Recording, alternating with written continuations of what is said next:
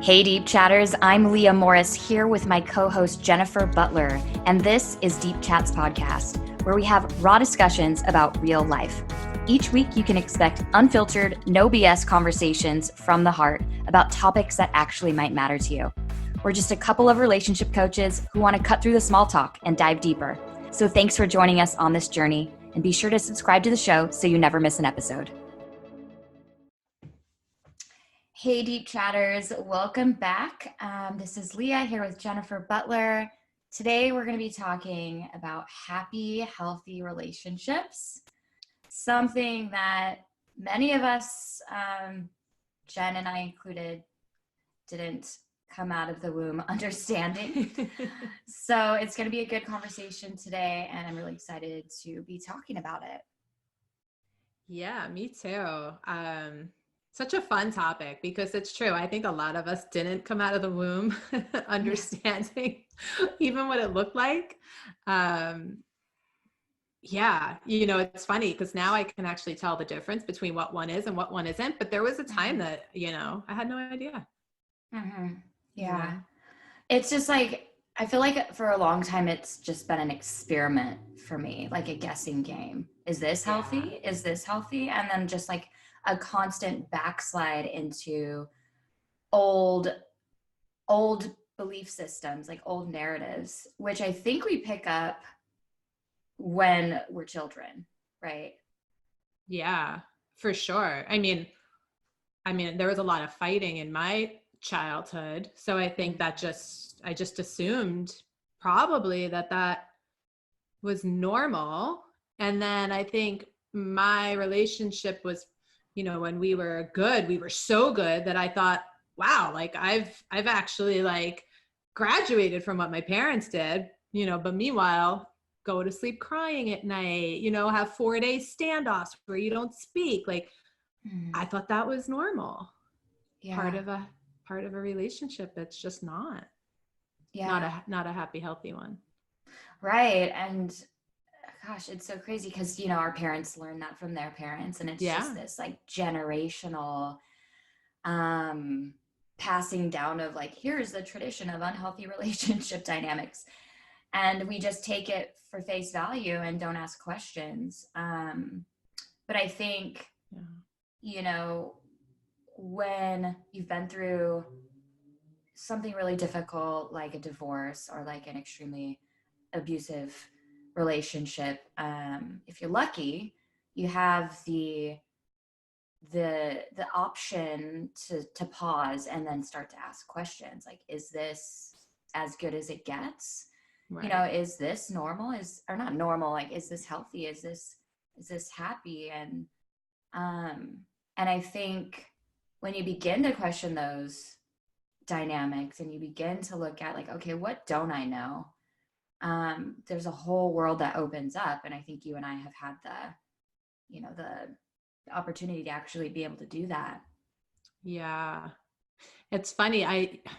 I knew we were talking about this today, but I didn't put it together in my head, but I actually posted something on my Instagram today, which was like, when you come from, toxic dynamics or dysfunctional relationships, being in happy, healthy love can feel so like awkward and uncomfortable and like boring. So boring. Yeah. So boring. Like you really have to take some time to recalibrate yourself. And like you said, ask questions, learn the different ways, and give yourself a chance to experience a new normal, because it's so funny. Like you really do have to adjust. Mm-hmm.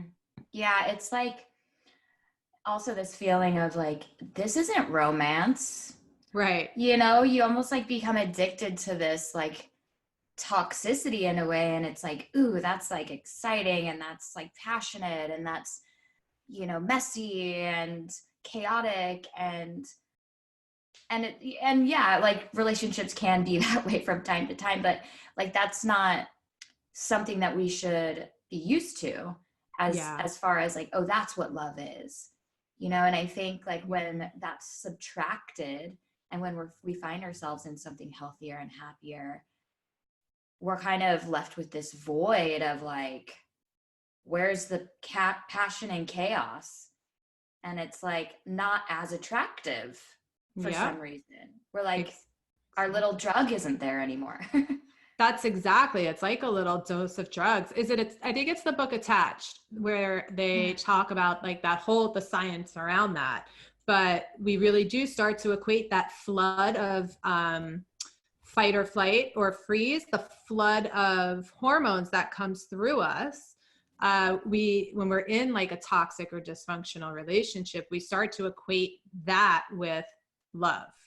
And so what we're actually experiencing, which is this like stress, flood of stress in our bodies, it's not love. It's this, it's a flood of stress. And so we have to physiologically recalibrate as well. Jeez. Yeah. How do you even start to like pull that apart? And I think it starts somewhere.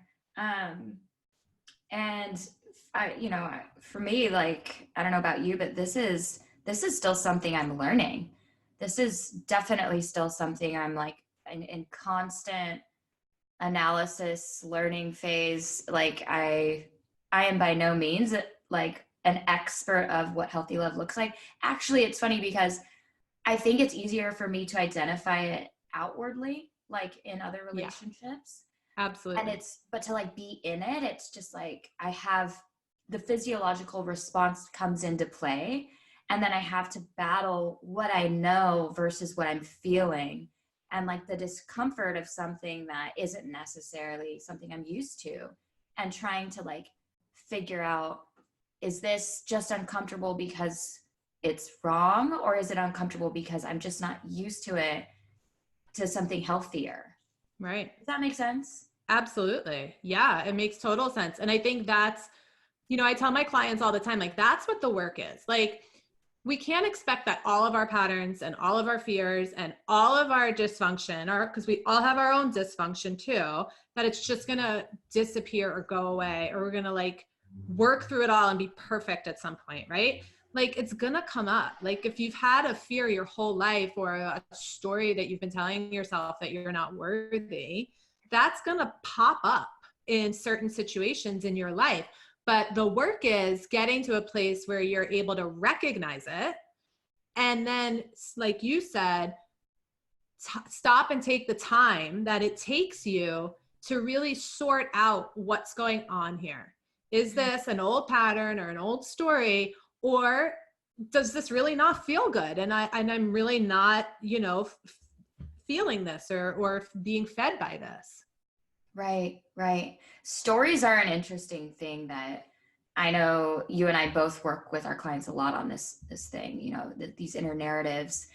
And it's interesting because as much as I do that with my clients and have done that on myself with like career and with friendships and just those, there's stories about everything. We have stories about everything. But I think I just recently finally got a grasp on my own personal story as it refers to love and relationships. My coach, Yana Robinson, we did an exercise together, and I discovered that I had this story that men or whoever I'm in partnership with, and for me that's men, is they have a hierarchy over me. Like there's a power struggle. In my story, there's a power struggle, and I'm always on the bottom of that. And I never could really key into that earlier until I went deep into sort of like a guided visualization, and also like looking at what are the stories that my parents have about, their love relationship dynamics, and can I see patterns from their stories that I've adopted as my own. And I think it's really interesting because I was raised in like a religious household too, and I think with Christianity being the religion, raised really knowing deep down like the male is the leader of the home. And so I took that on as like truth. like at the end of the day, my opinion doesn't really matter. My emotions don't really matter. What I want takes a backseat. I'm to play the supporting role. I don't know better, and even if that's not something that has been like forced on me by all the men that I've dated or anything like that. It's just a story I've carried with me that's created these really toxic behaviors on my part, these really insecure power struggle. I have to fight for myself all the time, things. And I thought that's what relationship health actually was. And it's not until I really discovered what's my story around love that then I was able to say, like, oh, maybe that's not healthy. Yeah. Maybe healthy is no power struggle. Maybe healthy is, reciprocity in the respect and admiration that we have for each other. Absolutely. Can you relate to this at all? Yeah. And I think a lot of women can. I think, especially now, with the way that we really are as women breaking through some of these old paradigms, I think so many of us have deferred to the masculine point of view, or male as head of household, and assuming that role of caretaker and homemaker, and which is a fine role if you're choosing it because it truly inspires you and fulfills you, and but not like what you're saying and what I did, which was I assumed it because that's what I thought I was supposed to do. I thought it was my job to defer and to be the one who was, being the caretaker and wow. Yeah. And so I think I would imagine that a lot of people listening can relate to that, and wanting to break through that. And yeah, I think the probably the toxic way is through a power struggle, right? Because we're so in our story, we're trying to fight through that, but probably not in the healthiest ways. Yeah. And I think what you said, I thought my job was to do that. I think that's another important thing, is to identify that's actually a role that we're choosing to play. Yeah, that's not exactly. That's not truth, unless we choose for it to be what we want to do. And in that awareness, that creates that choice of okay, moving forward, is this the role I always want to play? And what other options of roles are there? How can I create a role that's more happy and healthy and aligned with my values and fulfilling and meaningful? I think figuring out what the story is, figuring out what your role in that story is, and then figuring out what role you want to be playing in the story that's to come. That's currently playing out. Yeah. So then if we're talking about happy and healthy relationships, then I think one of the key factors and one of the things that, happy and healthy relationships look like is two people who are being very, very clear and open and communicative about their expectations. Right? The ability to be able to share and to own and to negotiate with one another. What are my role? What is my role? What's your role? What do I feel comfortable with? What feels good? What doesn't? What are you going to be expecting of me? What am I going to be expecting of you? How can we negotiate that and be flexible with that so that we can both find a way to feel good together? I think that's a huge component of what, really happy, successful relationships look like. Yeah. Yeah, I agree. But also I think, this is something that I am still ironing out, because a big part of my story is fulfilling expectations.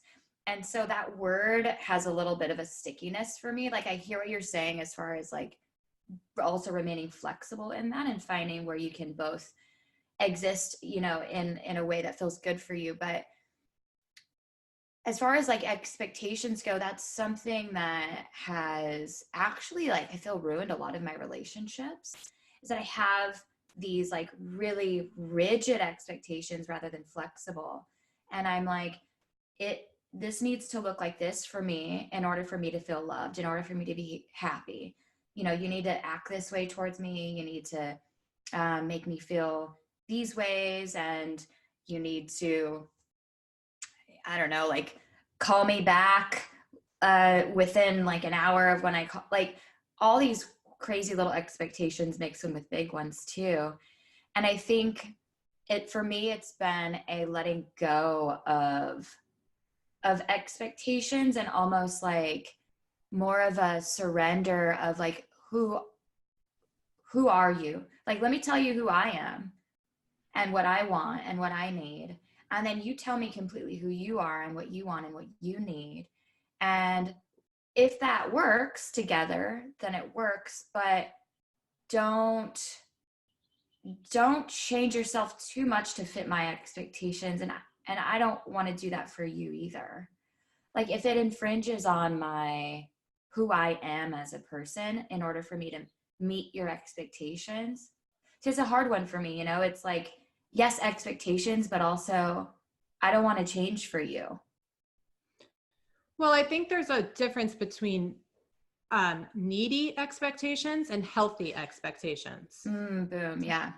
Right. I think that, and oftentimes we're so, we don't feel like we deserve to have expectations, and there are healthy ones. You should expect in a relationship to be respected. You should expect in a relationship to feel safe. You should expect in a relationship honesty, right? There are certain expectations that we can all agree are healthy to have. Absolutely. The other ones, I think, come more from our wounds. You need to be this way so that I can feel good, right? Yes. That's where I think we get kind of stuck, and that's where the toxicity forms.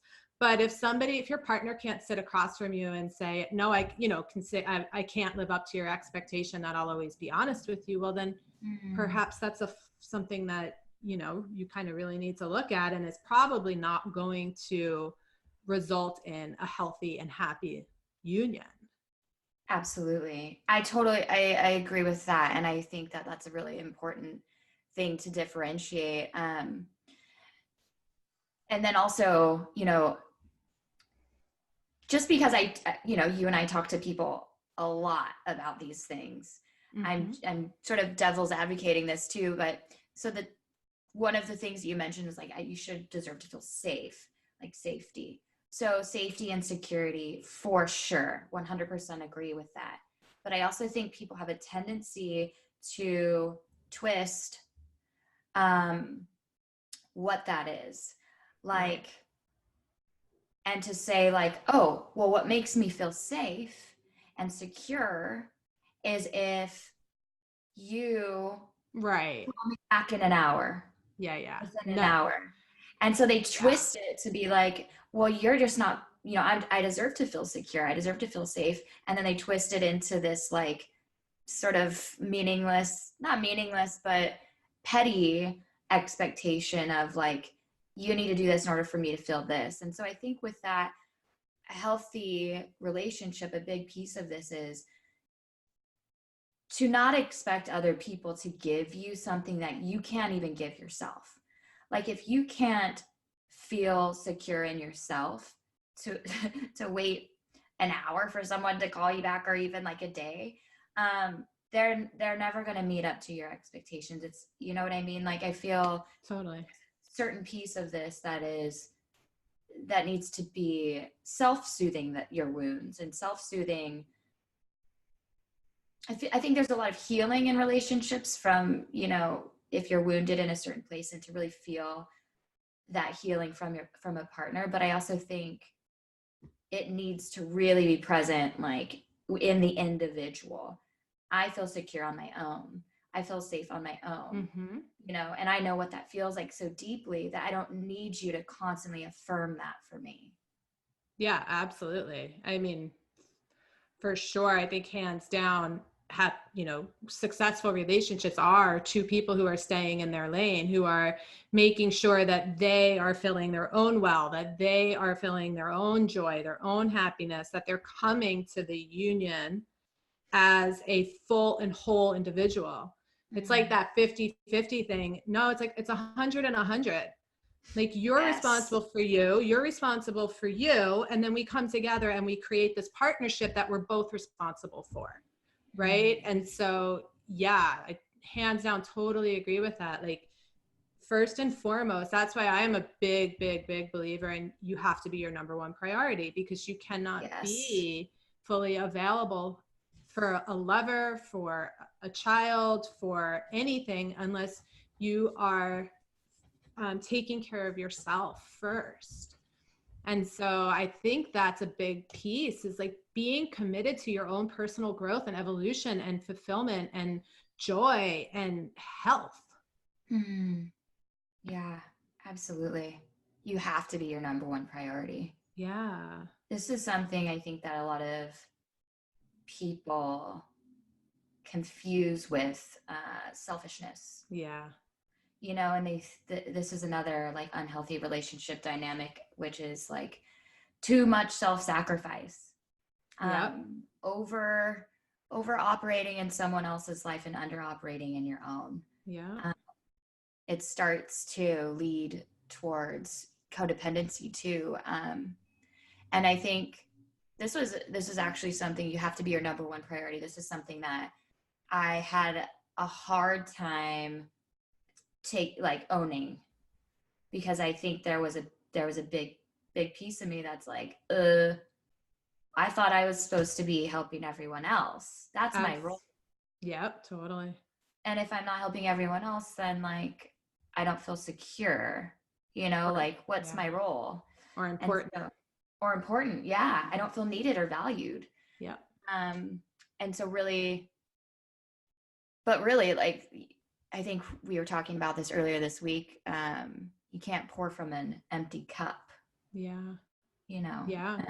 And it's just, and it just ends up, you know, resulting in resentment and different more unhealthy things, and it festers. But making yourself the number one priority, I think, is one of the keystones in healthy relationships. For sure.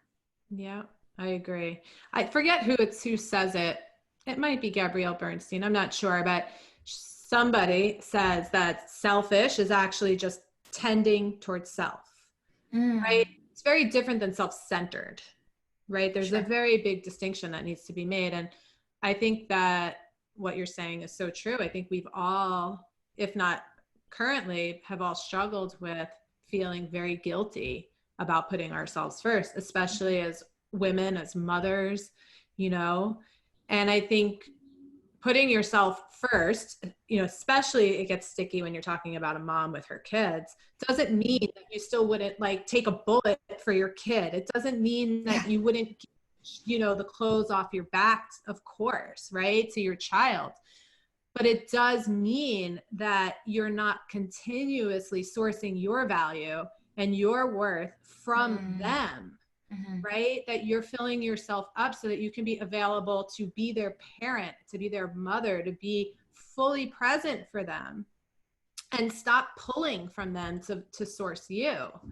It's almost selfish or self-centered to not make yourself a priority. Yeah.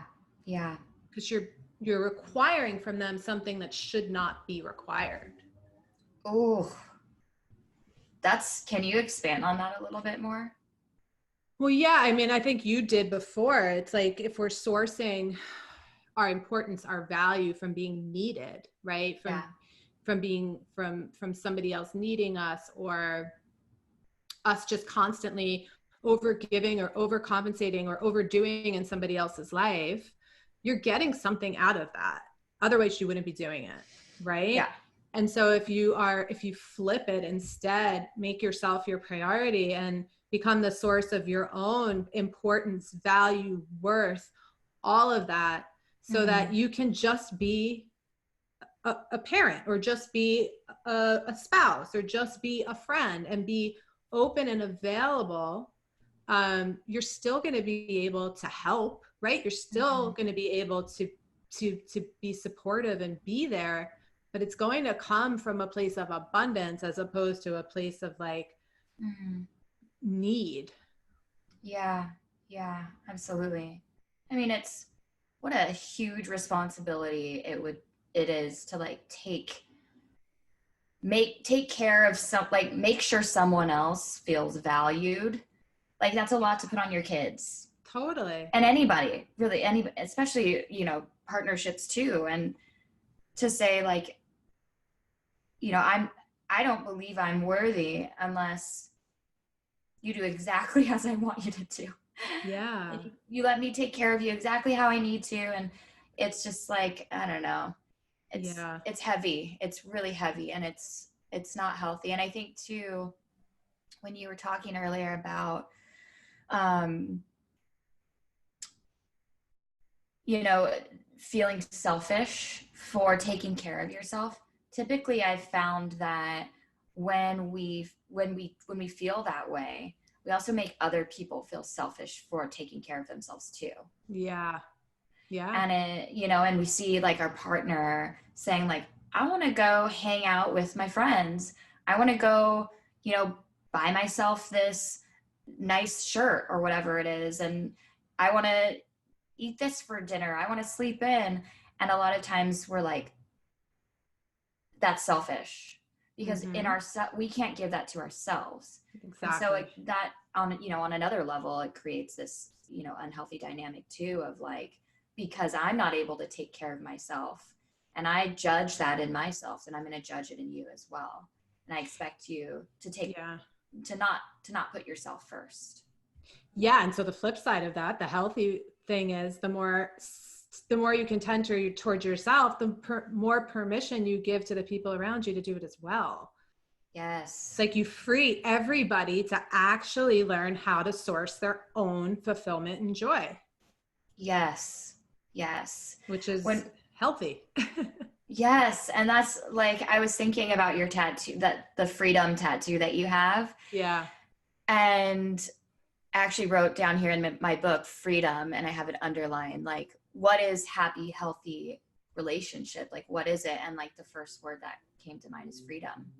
And Yep. it Me really too. is. It's Always. like giving Mm-hmm. that to yourself, which in turn gives that to everyone else around you, that you love. And like that's love, that feeling of like I can be me and you can be you. And you know everything is left out on the table. And also you're free to go. You're free to go if you want, but like we're choosing each other. We have the freedom to choose each other. That just feels so much lighter. And but that's not Yeah. something that I've necessarily seen play out in my life growing up. And so it is something that feels slightly uncomfortable when, it's nice and poetic when we say it, but like when we're actually in it, it's like, ooh, Yeah. that feels a little, jolting, jarring to be Yeah. totally free and to see total freedom play out. Yeah. It's like this like magical spot of like feeling grounded as a couple, as a unit, where you feel really cohesive and like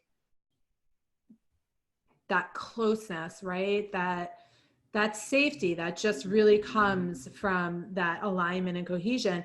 But Mm. it's so rooted that you're free to Mm-hmm. expand, to grow, to explore, knowing that you have that rooted foundation that you've created together. Mm-hmm. I mean, that's like my image. Like when I think about like the relationship that I desire in my life, that's the image that I feel like I can always come back. It's almost like you have this like really beautiful, strong center that allows you both to just kind of circle around and do what you got to do, but you always know you can come back for love and to be refueled and just held and whatever, right? It's like a dance. Yeah, I love that image. Yeah. Yeah, that's really beautiful. And it's like, no one tells a tree where to grow, Right. or what to do next. It just has the freedom to do that. But it is, for the more firmly it's rooted, the more free it is to really Yeah. grow higher and farther and wider. Yeah. Um, so important, that piece about the rootedness of it. And I think, bringing it back to those clear expectations, those clear, healthy expectations of, our values, especially that honesty and safety.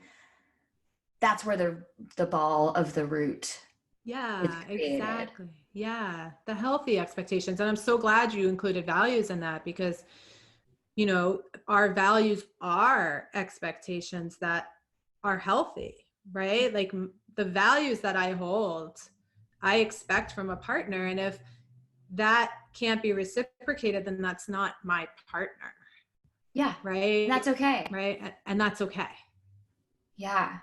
Yeah. To be willing to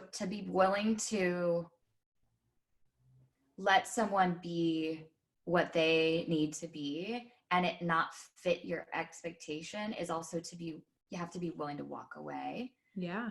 With a lot of like grace and no blame, and just saying like, this just isn't aligned. Yeah. We aren't aligned, and there's nobody at fault here. It's just, I'm seeing you for everything you are. You're seeing me for everything I am. And it just isn't something that'll work together. Yeah. Yeah. Well, yeah. One of the big components, and I think it's Gottman who talks about this, that he says like the biggest predictor of successful, long-term, successful, happy, healthy love is conflict resolution. How you're able to resolve conflict, because what he says, and what is so true, is that there's going to be conflict without a doubt. You can promise that if you are in relationship with somebody, there's going to be conflict, right? And so it's like, how do you navigate through it, and how quickly are you able to recover? Right? So like, what do you do when you're in conflict? Do you go into blame and criticism and defensiveness and stonewalling and all of those things? Or are you able to really separate and be a couple and have that conflict be kind of outside of you, where you're coming together to resolve that and be a unit in addressing the conflict? And so I always love that perspective, because it's true. I think conflict is actually a healthy part of relationship, because it's how you grow and kind of butt up against your edges and grow past your edges. And so I love that. I love that theory. I love his work. I love that too. And I think I'm just kind of laughing to myself, because I used to think also like, well, maybe a healthy relationship is a relationship that there is no conflict. Right. And what that created was a lot of editing of myself, and a lot of abandoning things that I felt to be true, not stating boundaries. Because I used to hear friends say like, oh, we never fight, when they were talking about their partnerships. And in my mind thinking like, what the hell are you talking about? Like, how can you never fight? I have to bite my tongue like all day long. And then, when there were conflicts, it was like very explosive, because of everything that was being held inside. And so, so I think that's a huge thing, is conflict resolution, the navigation and recovery of it. I love that. And I think it is important. And it also is a sign of, like you said, two individuals operating at their 100%. Yeah. Because if that's the case, like no two people are going to agree on everything. No two people have the same story in their head. No two people have the same values. No two people have the same upbringing. Perspective, it varies so widely between everybody. And so conflict is, to me, just a sign of the health of each individual, for sure. But also, or not the health, but healthy self-esteem of each individual, self-worth, self-valuing, self-care, for two people to be willing to say like, I don't agree with what you're saying, or I don't agree with what you're doing. That doesn't sit right with me. And then of course, the navigation of it. So as far as that goes, what would you say is like a healthy navigation of a conflict? Well, I always love what Catherine Woodward Thomas says and what she teaches is like when you, and I want to preface that like happy, healthy love requires two people. Both people have to be committed and invested in the process and what it takes to get there. If you have one person who is constantly doing all of this, where they're being flexible and they're, willing to kind of look outside themselves and see where they're showing up, it ends up really being a one-sided, almost narcissistic union, right? Because then the one person is always sort of, in doing the work or caving or wrong, and then the other person is just kind of like skating by, right? So it has to be two people who are coming together in this process, willing to be in relationship in the same way, right? Mm-hmm. So I just wanted to preface that as we speak about it. But what she says is when there's happy, healthy love, you assume the best in the other person. When the other person messes up, you assume the loving reason, or you look at them with love and you assume the best, and you give them the benefit of the doubt, even though you may be hurt and feeling really sad or upset or angry. You trust that the person across from you loves you, and that if they hurt you, they would not have done that to be mean or vindictive or manipulative or any of that. So you give them the benefit of the doubt to express themselves and open to receiving them. Yeah. I love that. I do too. Yeah. And it's so easy to villainize. Yeah. And I mean, I can say that was how I lived. Like if somebody hurt me, I assumed it was intentional. I assumed they were trying to, it was personal, right? Like, and it was awful. It was hurtful. And and even with my ex, I would say that was kind of one of the biggest things. Like I always assumed the worst and then was like really slow to forgive, right? It was like jump through hoops and walk through fire before I'll forgive you, because I was assuming the worst.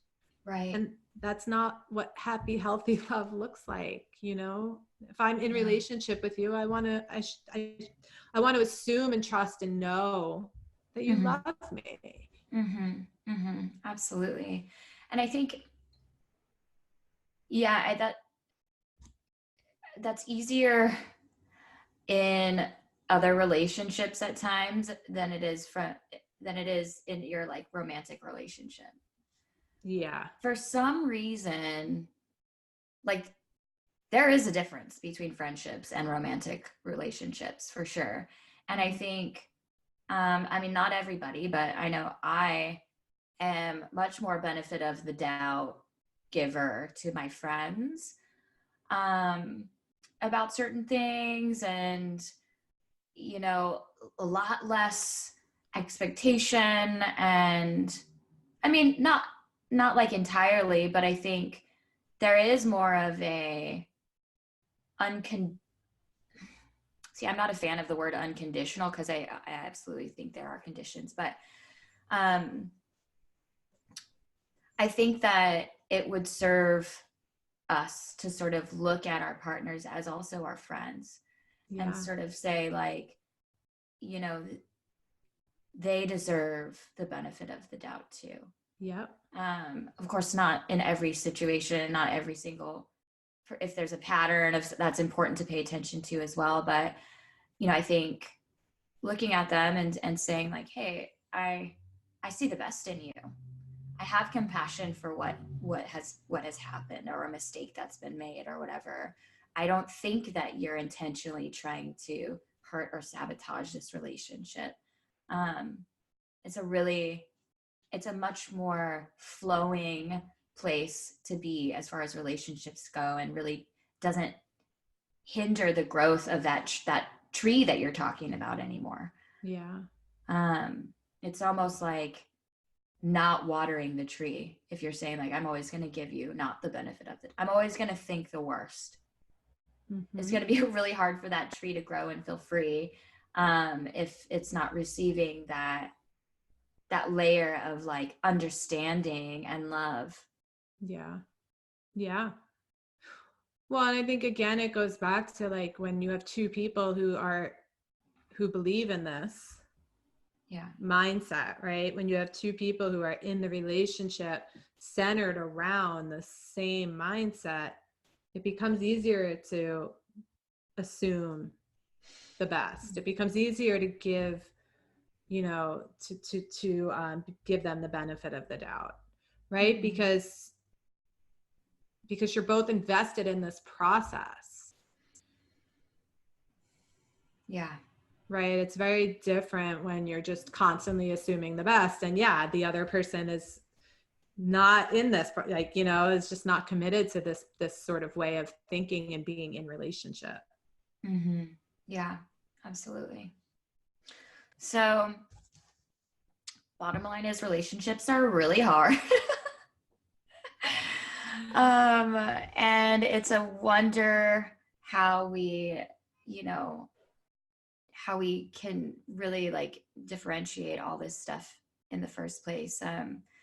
So, but I think like this is the work. I think, you know, I think it was Tony Robbins said, what really makes us thrive is relationships. Mm-hmm. We can do all this work on ourselves. We can have like the personal development and the self-growth and, you know, create this feeling of like, oh, I'm just this really strong pillar on my own. But we really thrive when we're in relationship to somebody.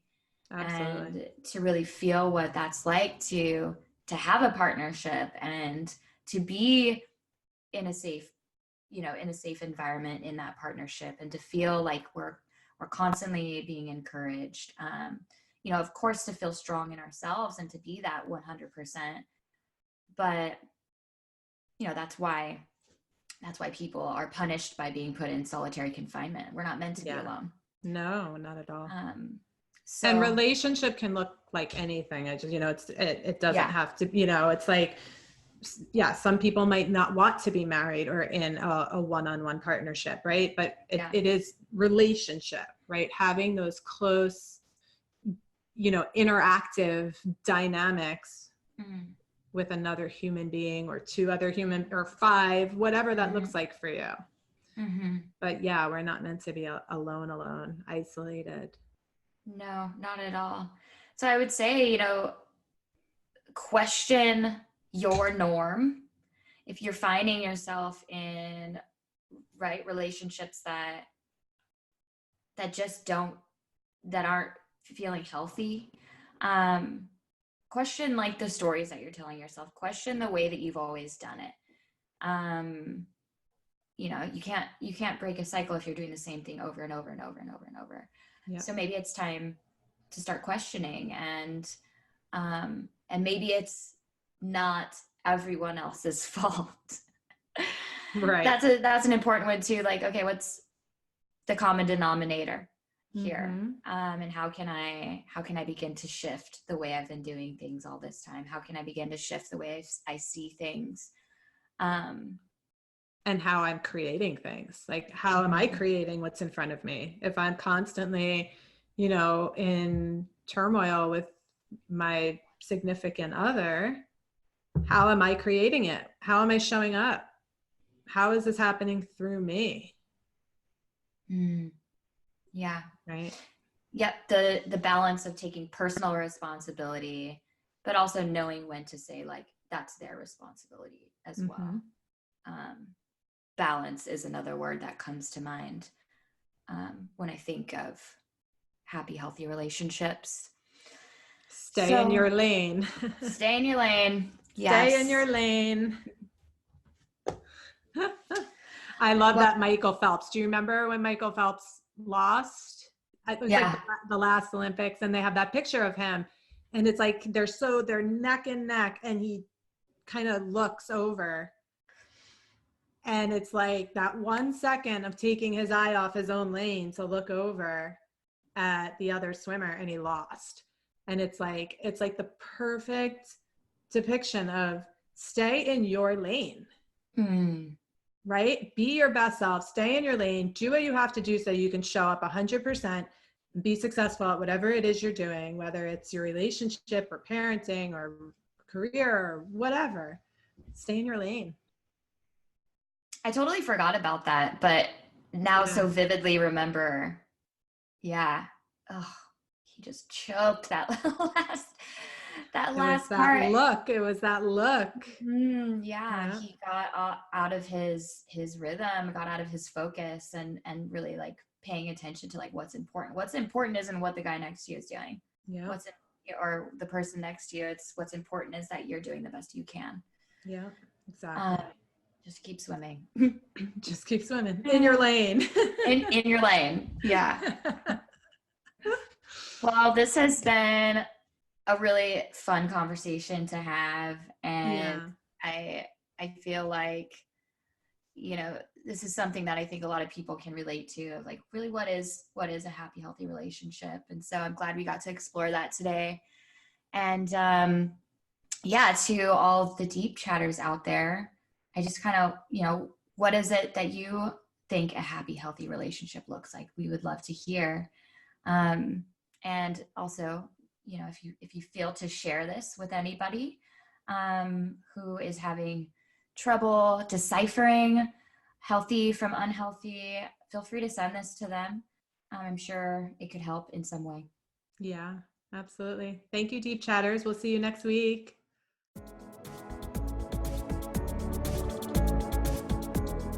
To all you deep chatters out there, Leah and I want to thank you so much for listening. This is a podcast that's all about connection, so we'd love to hear from you. Connect with us on Instagram at Deep Chats Podcast. And if you haven't already, please go to iTunes to rate and review us. Every review helps other deep chatters just like you be able to find this podcast.